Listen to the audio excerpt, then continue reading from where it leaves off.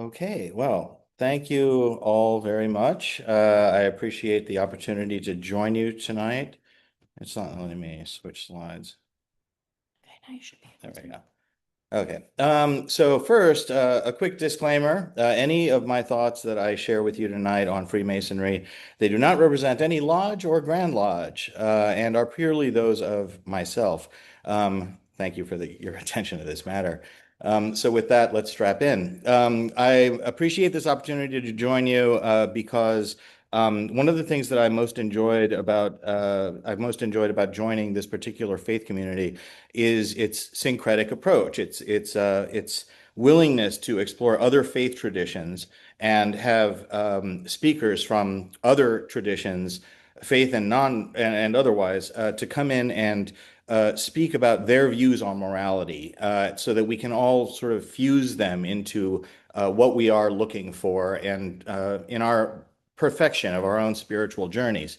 I'm here to talk to you about not a faith tradition exactly, we'll get into that, but the views of Freemasonry as a moral school and how they, in my view, parallel some of the teachings of Emmanuel Swedenborg. So with that, first I'd like to, do a quick description of what Freemasonry is for the quite literally non-initiated. There are many ways to describe it. It is sometimes referred to as the gentle craft, the royal art. Um, some of the cliches that Freemasons spread are it's a brotherhood of man under the fatherhood of God, a peculiar, in the sense of unique, system of morality veiled in allegory and illustrated by symbols, a progressive moral science. I didn't add this one to the slide, but actually a friend of mine coined one that I'm particularly fond of, a syncretic ecumenical death cult. And I'll describe to you why we go that far. But ultimately, really what we're talking about is spiritual labor with working tools. Um, the core of Freemasonry is taking the stonemasons, the operative masons, the actual stone workers who built the cathedrals, taking their tools of labor and recognizing the metaphorical values that are sort of inherent in them.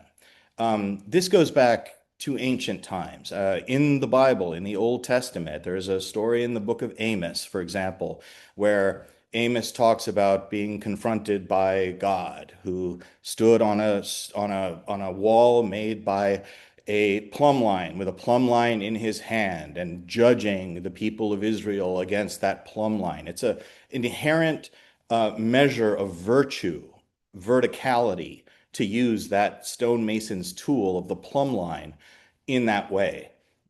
The Chinese philosopher Mencius, one of the followers of Confucius in the 300s before the Common Era, was quoted as writing, "A master mason in teaching his apprentices makes use of the compasses and the square. Ye who are engaged in the pursuit of wisdom must also make use of the compasses and the square." And I show you here a graphic, an image taken from an altar at Pompeii, buried under volcanic ash since 79 CE. You see a carpenter's plumb line and a square, working tools, a level as well, all kind of built together over a skull. That's where the death cult part comes in. Masons often use skulls as a symbol, especially at the master mason level, as a memento mori, as a reminder that we are all mortal, we are all only so much for this earth. So we owe it to ourselves and to our fellow man to try to live our best day every day, try to be our best selves every day. That's where the skull comes from. As far as modern masonry, well, our origins are lost to time. They're hazy. And there are different theories. I had the meme earlier about the Dan Brown books. But there are documents in England that have recognizable elements of Masonic ritual, at least recognizable to Masons today, that date to the 1390s. One's called the Regius poem. Modern Masonry, quote unquote modern, kind of dates itself to when four lodges, which clearly existed already, four lodges of Masons met together in London, England, to create a Grand Lodge, sort of like if four cities came together and said, let's make a state, and here's what our boundaries are going to be. And in creating that Grand Lodge, they started to regularize what ritual was going to be across those Masonic lodges. Eventually, it spread across the entire Great Britain islands. And that's the sort of form of Masonry that eventually spread around the world. So we kind of trace our birthday of modern Masonry to the 24th of June, 1717, just over 300 years ago, when that occurrence happened. 24th of June was important to them because it's the feast day of St. John the Baptist, and they wanted to bring back a tradition of having a basically Masonic party on that particular occasion. So I mentioned spiritual labor. So are we a religion? No. Another Masonic cliche is that we're religious, but not a religion. We emphasize our common humanity under each person's idea of divinity. We don't profess to have any sort of revealed word of the divine ourselves. So we're not a religion. We do require that membership is only given to those who are not atheists, because we think that it's important to take your oaths to the fraternity, that your oaths mean something. And so an atheist can't do it. Your oaths are taken to a version of God, but it's your version of God. Many lodges have multiple what we call volumes of sacred law on them. Now, modern Masonry, from this English beginning in 1717, was sort of built over a Christian oeuvre. So our ritual does sometimes quote from the King James Version of the Bible, the Old Testament part of the King James Bible. Let's see, allow.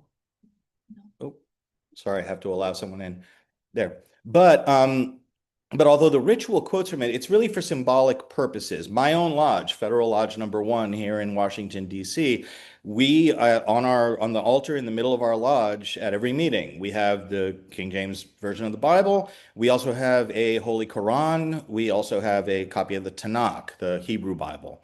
And other lodges, this image here is actually taken from the Scottish Rite, an appendant body of higher degree Masonry here in DC, glorious building if you ever get a chance to visit.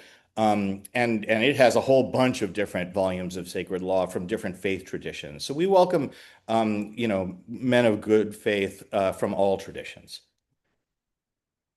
So that's my ultimate argument, is that Masonry, it's not a religion, it's not a church, but it's a school of morality. We're not just a dinner club. We're profoundly philosophical, spiritual, if you approach us in the right way. We use our working tools in order to symbolize other values, metaphorical values. But our lectures, when we give you a degree, also very specifically call out various principles of ethics that we seek to inculcate into our members. This word cloud here I generated by taking basically the parts of our entered apprentice degree lecture that are not secret, quote unquote, and just dumping them into a word cloud generator and asking it to stick them into the form of a skull. And look at the words that pop out at you, other than masonry, which is the biggest one: truth, assist, aid, charity, relief. These are all the kinds of things that we are trying to inculcate in our members. So to start to transition to the real meat of the topic at hand, given that he lived as a contemporary to some of the men who actually founded the modern school of Masonry, there's a natural question: was Swedenborg himself a Mason? It's unclear. There are inconsistent reports. There was a book, copy of which is shown there, by an author with questionable Masonic credentials named Samuel Beswick, who in 1870 went through his research and suggested that Swedenborg actually did join Masonry when he was a young man, only 18 in 1706, but there aren't any records that really confirm it. There's also a lot of confusion because he supposedly, according to Beswick, joined Masonry at a lodge in Lund, Sweden. But there are some authors who say that he joined in London. But he didn't visit London until 1710, not 1706, and it may have been just a sort of mistranslation kind of thing, given the similarity of the names. Also, there isn't really documentation that Masonry in its current form from English or Scottish lodges actually was introduced into Sweden until the 1730s. So there's a lot of confusion there. It's also a little incongruous to think that Swedenborg was a Mason, given that he never mentions it. And those of us who have just started to, or certainly are more experienced in studying Emmanuel Swedenborg, know that he's nothing if not chatty. He's a prolific writer, but he never mentions it. Beswick takes a lot of out of a particular letter that Swedenborg apparently wrote to a brother of his, blood brother, um, during some travels. I excerpt some of it here. I only came here today. I might easily have arrived yesterday had it not been for the darkness and uncertainty of finding quarters with someone in a blue dress. Now, it's a little odd to think of, a Scandinavian, especially of that era, saying, I was looking for, a place to stay and needed someone in a blue dress. It almost seems racy, right? Even today. Um, Beswick takes a lot out of that and says that it's basically a covert reference to Masonry. Someone in a blue dress, meaning someone from a blue lodge. Blue is a color associated with Masonry. We call our lodges blue lodges, craft lodges, because often we paint the ceilings blue to resemble the canopy of heaven. So blue being a color associated with Masonry is sort of a lot of weight is put on that odd phrase. That said, even if Swedenborg did join Masonry at some point when he was a young man, this is long before he started having his spiritual revelations, and he may have just abandoned it. Nevertheless, his writings would eventually have a lot of impact on Freemasons. He certainly had Masons, Rosicrucians, other Christian spiritualists in his circle of acquaintance. He would keep up with them throughout his life. This is not uncommon in that era among leading thinkers. And some eventually actually created a whole rite of Freemasonry built on his particular writings. It was not uncommon in that era for people to say, look, if you're already a Freemason, and you've gotten those 3 degrees, entered apprentice, fellow craft, master Mason, you know what? You might enjoy these other moral teachings. So we're going to build some additional degrees, and we're going to have a whole other school of Masonry that builds on that. Some of them exist to this day, the Scottish Rite, the Royal Arch of Masonry, Cryptic Council, Knights Templar. I'm a member of some of these that exist to this day, but others just sort of withered over time. One of those was the Swedenborgian rite of Freemasonry. In the first instance, in the early 1700s, a former Benedictine monk, actually, who was a Freemason, created a whole other branch of Freemasonry with 3 additional degrees on top of the original ones to elaborate on the Masonic teachings and use Swedenborg's approach to biblical exegesis, biblical analysis, to provide additional moral teachings and to say that the lodge room itself has a relationship with heaven. A lot of, and eventually, that died after about 10 years. It came back in a different form with Beswick, actually, who made himself Grand Master of this whole new branch of Freemasonry. But that didn't last very long into the 20th century before it died too. But one of the things that most appealed to them about Swedenborg's philosophy was his doctrine of correspondences. A more ancient way, hermetic way of putting it is as above, so below. Everything on earth is a reflection of the more perfect version of it that exists in heaven, a Neoplatonic idea as well. And that's what these rites were really going for. So to really dive in, what are we talking about in terms of how we compare how Masonry looks at the classical virtues versus how Swedenborg does? Well, Masonry does specifically, as early as the entered apprentice, the first degree of Masonry, tell its initiates that we seek to inculcate in them the theological virtues, the classical theological virtues of faith, hope, and charity, and the cardinal virtues of temperance, fortitude, prudence, and justice. This is a lovely fresco by Raphael, by the way, that has symbolism connecting to all seven. You actually don't see justice. She's off in the corner, but this is a Masonic tracing board. It's a tool that Masons use in order to help teach other Masons how to remember the lessons we give them when they go through their degrees and the lessons in the lectures that we provide to them. It's crammed full of symbols, working tools, columns, different things in heaven that all symbolize things. I'm giving it to you because I want to blow up this one from the center where you have this particular bit, all good Masons hope at last to arrive in heaven by the aid of that theological ladder, the three principal, uh, rungs of which, there we go, are faith, hope, and charity. That comes from, again, a non-secret part of our ritual. Quick interjection. We're often called a secret society. We're not. I mean, I'm right here saying, hey, I'm a Mason. Our buildings have squares and compasses on them. We're only a society that has some secrets in the same way as you need a passcode in order to get into this building. Doesn't make this church a secret society that you need a pin in order to know how to get in or a key. That is what we're talking about, is that these parts of our lectures are not secret at all. And you can find them anywhere. So to go into those virtues, the theological ones, Masonry, and I will shortly argue Swedenborg, say that they're intertwined.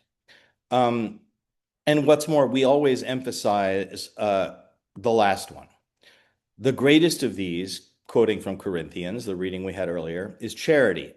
For our faith may be lost in sight, hope ends in fruition, but charity extends beyond the grave through the boundless realms of eternity. Charity, again, is sometimes mistranslated. It's better translated from the Greek in the Bible as love often. But when specifically charity is talked about in these operative terms and these active terms, I would argue it's because you're operationalizing love. You're doing something as a result of your love. And that's what lives beyond the grave, because you've done something for another person. What does Masonry say? Our Grand Lodge in DC in our ritual very plainly says, have faith in God.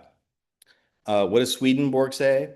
Good works are not produced by charity alone, still less by faith alone, but by charity and faith together, because faith is truth, and these illuminate charity and its exercises.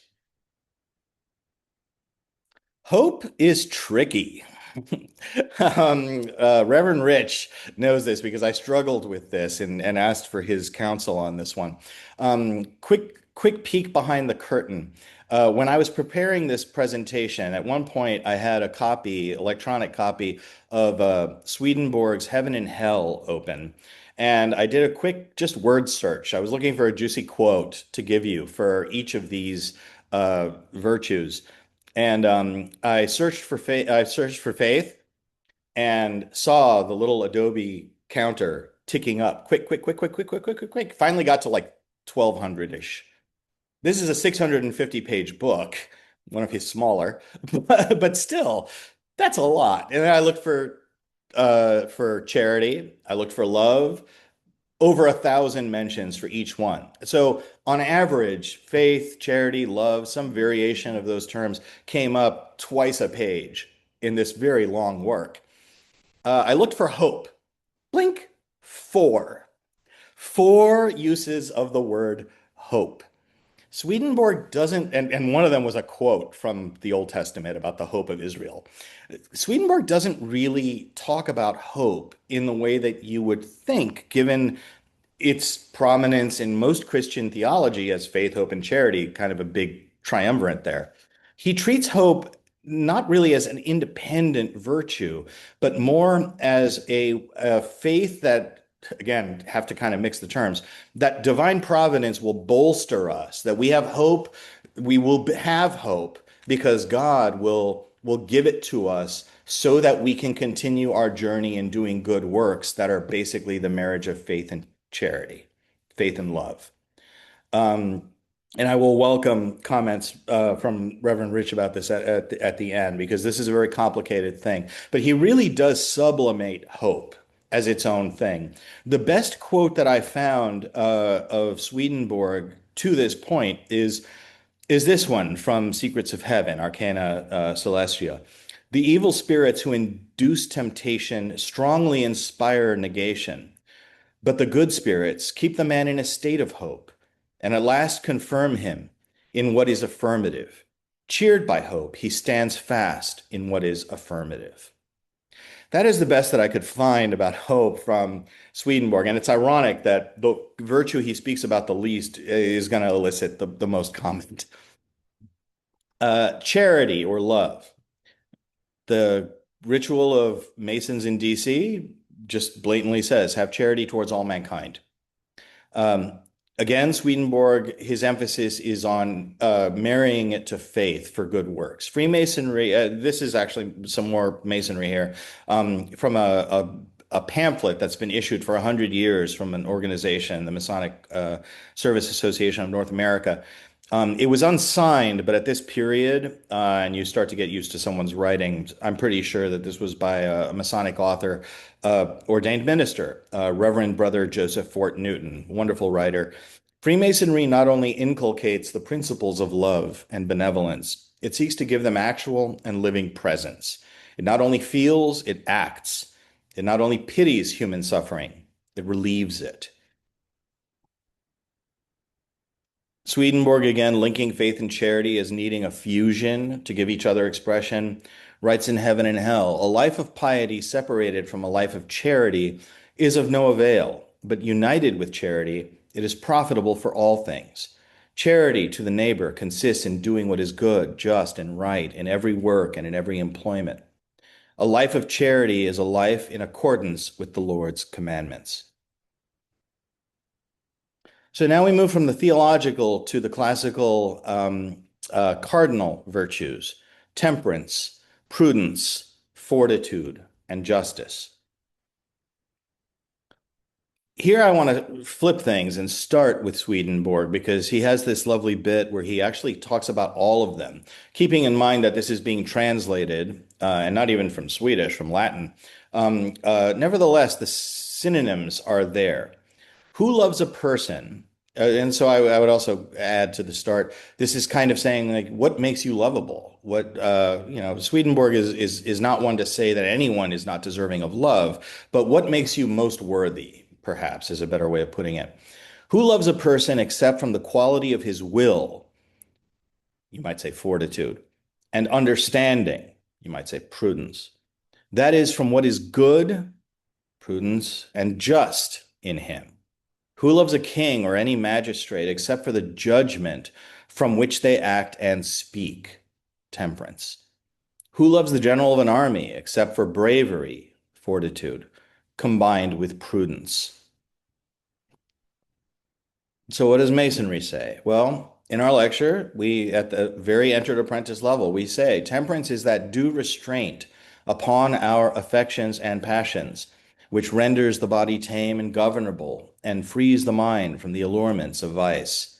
Avoid excess or contracting any licentious or vicious habit. Kevin in the room smiled to see the tarot card there. Yes. I'm going to go with tarot for the whole cardinal virtues segment. Prudence regulates our lives and actions to the dictates of reason, and wisely judge and prudentially determine on all things. Notice that they link together. Fortitude, that noble and steady purpose of mind whereby we're enabled to undergo any pain, peril, or danger when prudentially deemed expedient. This virtue is equally distant from rashness and cowardice. Note the call for balance between rashness and cowardice. That's where fortitude exists. And then justice, lording it over all of them. To render to every man his just due, without distinction. This virtue is not only consistent with divine and human laws, but is the very cement and support of civil society. Justice, in a great measure, constitutes the real good man. So should it be the invariable practice of every Mason, never to deviate from the minutest principles thereof. A very important Masonic symbol is the level, the carpenter's level, the Mason's level, that shows that things are even and flat. And Masons use it to symbolize our commitment to treating everyone equally, to egalitarianism. So where ultimately does that leave us? Well, there was eventually a Swedenborgian rite of Masonry. It's pretty much defunct now. The ritual still exists for people to explore in other bodies of Masonry that kind of do that, Masonic archaeology, if you will. And a lot of the Masons who created those rites either went back into Rosicrucianism. Some of them went on to found other orders, like the Hermetic Order of the Golden Dawn. Some just focused on mainstream Masonry or explicitly Christian mystic orders like Martinism. But ultimately, the longing to apply Swedenborg's theology to this progressive moral science lives on because it is so resonant with it and it fits so well. And it's one of the reasons that I joined the Church of the Holy City. As above, so below. So have a couple quick pages of slides. If anyone wants sources, I'm happy to share them. Otherwise, happy to open up for any discussion. Sure, let me let Katie do her thing first.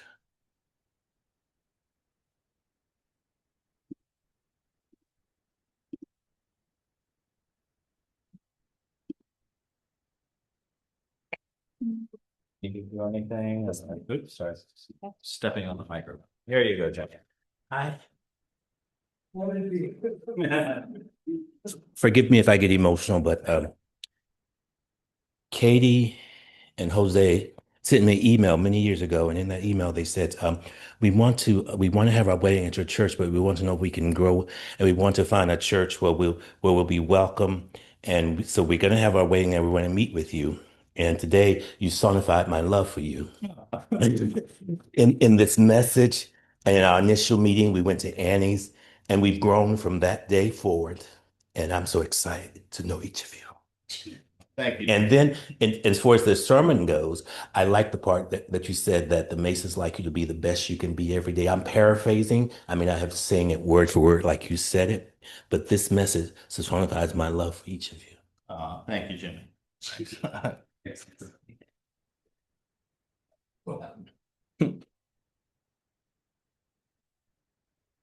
All right. Did you say you had something, Kevin? Or? What was the tarot card that you used for the third cardinal virtue? There was temperance, there was justice, The there tarot, was strength. the tarot card I used for, are you talking about for Fortitude? No, fortitude was strength. What was the one? I think it was before that. Prudence? Yeah, maybe. Prudence was the image of a woman holding a mirror because she's looking at herself and judging herself. That's a common image. Temperance was an image of an angel actually pouring just the right amount from one cup to another. Yeah. Fortitude is a woman wrestling a lion, which is a pretty common one. Justice is a woman holding a sword and a scales. I did have but I have a question with this that was interesting. Maybe we can talk about it another time in greater detail, but I am interested in the Can everyone hear him, by the way? I can get a little closer, but Yeah. you mentioned the Golden Dawn at the very end, and I find that the history of that organization interesting. And Yeah, one of the members of that latter version of Swedenborgian Freemasonry was William Westcott, who was one of the founders of the Hermetic Order of the Golden Dawn, another sort of uh, post-Masonic, very Rosicrucian, very Christian mystical group that incorporated things like tarot and other practices into its Yeah. spiritual practices. Did Swedenborg directly influence any of those people who were setting up? Because that, It depends on what you mean by direct. I mean, Yeah. to the extent that he had fans who would like his theology and try to incorporate it, especially his focus on things like the doctrine of correspondences, that very Neoplatonic philosophy, that certainly influenced them. Yeah. At that point, they had stopped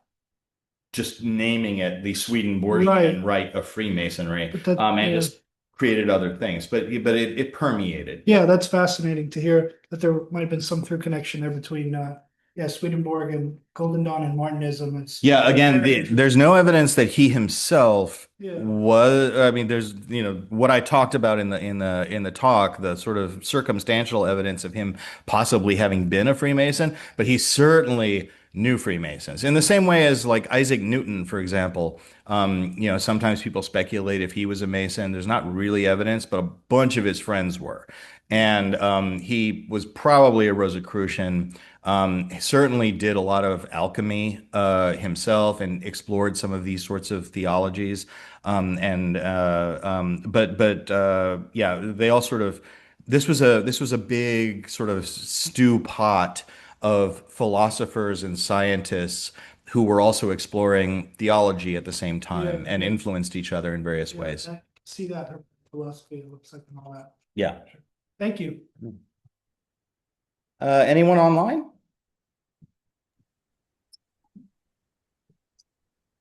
Katarina? Thank you for that fascinating lecture, Jose. I learned so much that I didn't know about Freemasons. I have a personal question. What made you get into it, and how did your life change as a result? Tell us a bit more of your story. I was always interested in it from a sort of historical standpoint. I've always been a history buff. I knew that a lot of the founding fathers of the United States, and for that matter, a lot of countries, were Freemasons rebelling against tyrannies. I never explored it very much because for a very long time in my personal journey, I was pretty much a downright atheist, certainly at best agnostic. It wasn't until I kind of had my own spiritual evolution and decided that I was open to a conception of divinity where I felt like it was appropriate for me to approach Masons.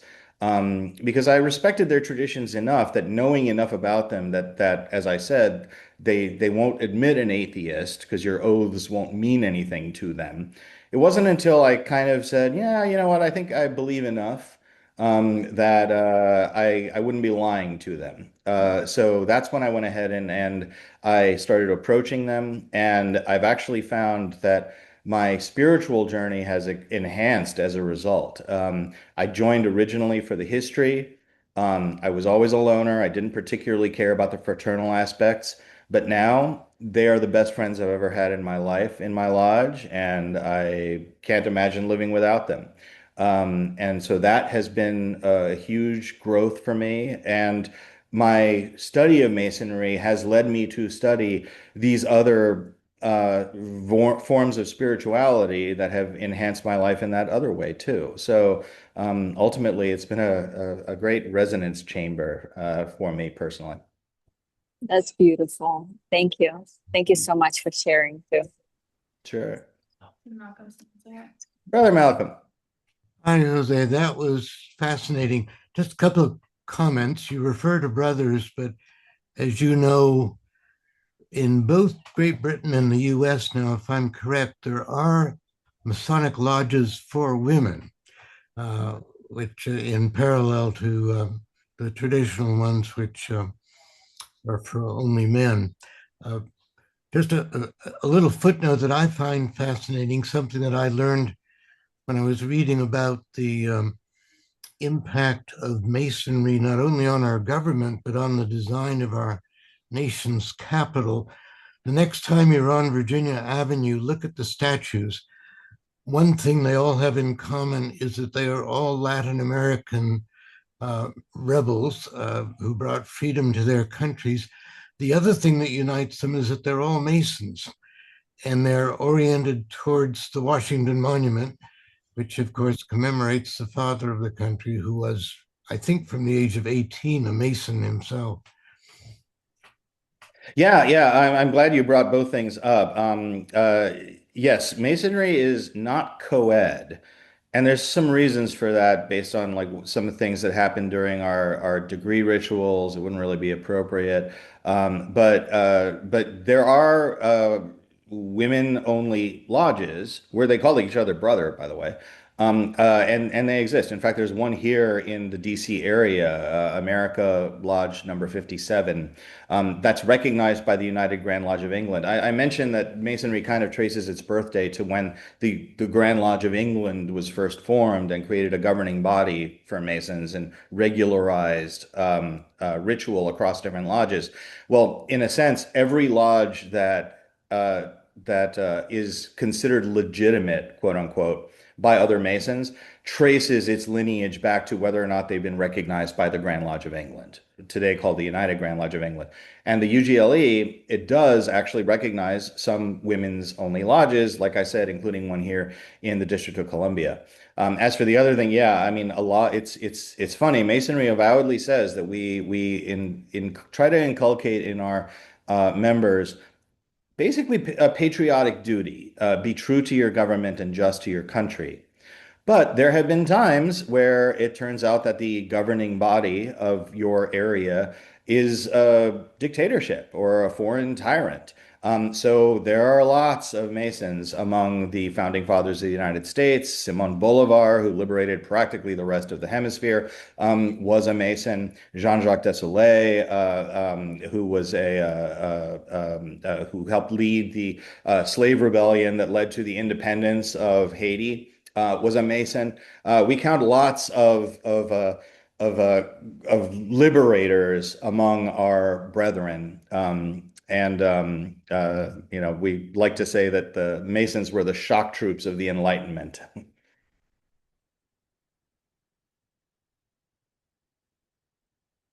Well, if there are no other questions, or maybe just one, I'm sorry, Rich? Oh, can you explain what the Rosicrucians are and what their relationship are to Swedenborg and the Masons?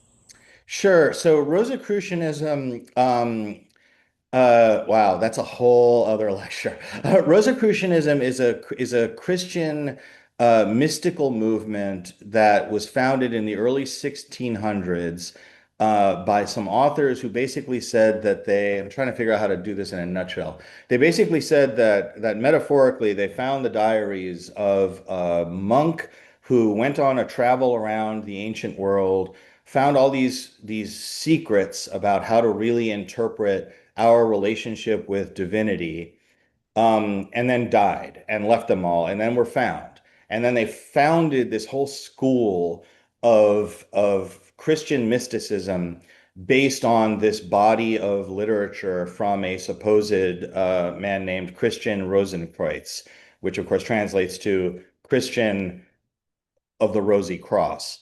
So their symbol is a cross with a rose in it. And there's a lot of discussion that as Rosicrucianism developed over the 1600s, a bunch of people who were speculative Masons adopted those theories. And so Masonry kind of came off as a branch of that. There was a show on AMC a few years ago called Lodge 49, where this guy joins a sort of, secret society sect, and his sister stumbles on him at one point and says, "Wow, you've really gotten into this Mason thing, haven't you?" And he says, "Well, yeah, but we're not the Masons, we're the Links. The Masons are just wannabe Rosicrucians, and Rosicrucianism was a hoax that got out of hand."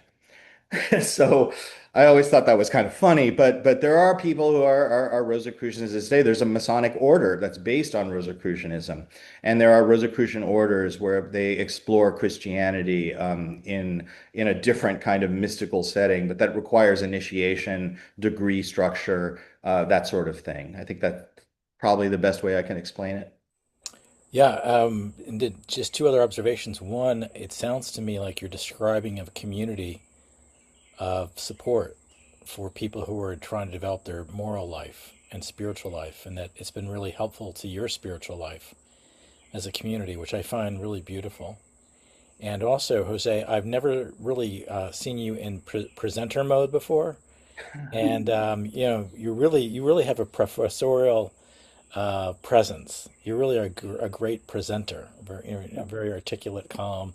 You take complex topics and you make them very clear. So that it's fun observing that too. That's one of the fun things of having people in the church do the service, because it's so cool to see what a great job you did.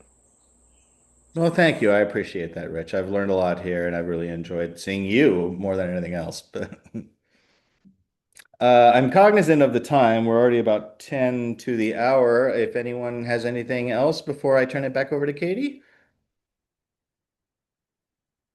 I told her earlier, if this goes well, you get a ride home. If it doesn't, there's a metro one convenient block away in DuPont Circle.